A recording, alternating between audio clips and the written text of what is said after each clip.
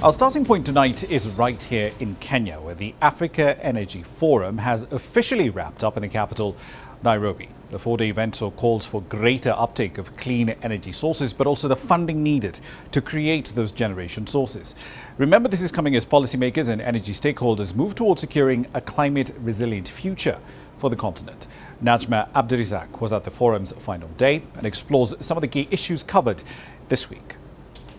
The 25th Africa Energy Forum has officially concluded here in the Kenyan capital, where over 3,000 actors in the industry have been meeting over the last 4 days. There's quite a bit of concessional IDA funding that is going to come in and towards the capex cost. Discussions focused on several strategic themes that seemingly revolved around the continent's energy potential and what are the best ways of utilizing them. Scaling up renewables uptake was what was keenly discussed here.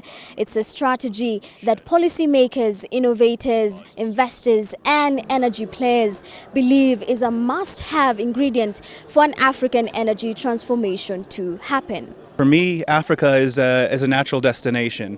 In order to do that, we have to prop up the energy industry here. I think that renewable energy can play a massive role in that. A lot of these companies have environmental, social, and governance commitments that they have to make, and essentially, using renewable energy is part of that. It was a very good experience. It was fantastic. A lot of stakeholders, a lot of people coming, big interest in renewables. I made a very nice connection.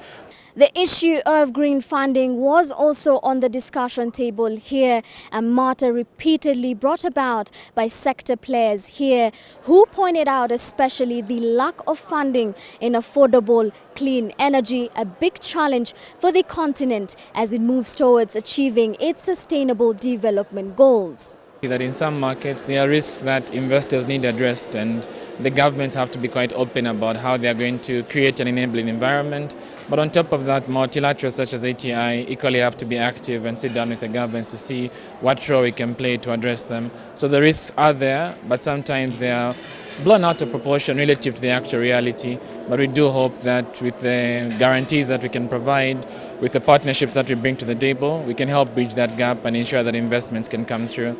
The four-day forum held under the theme Africa for Africa came on the back of a number of energy and climate-related issues, from the power crisis in South Africa to the drought situation that has impacted several in some parts of the Horn of Africa. Well, those are just some of the issues that are expected to be on the agenda come in September, when thousands converge back here for the Africa Climate Week. Najma Abdurizak, CGTN, Nairobi.